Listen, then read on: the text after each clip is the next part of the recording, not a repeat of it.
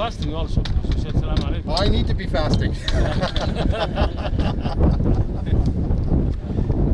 I may have to switch religion. I'll just pull my mask down. That's fine, yeah. No offense. I had that Let's stick.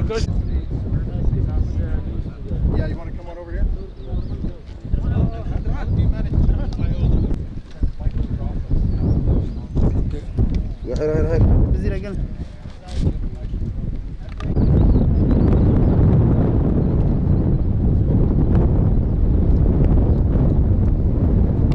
Make sure it works, make sure that's all going well, but I mean if we have to switch, we're capable to spray the...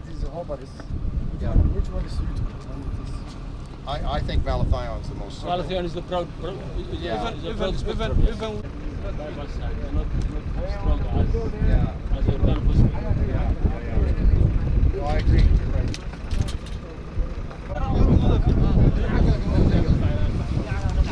15 qoraxda xaggaana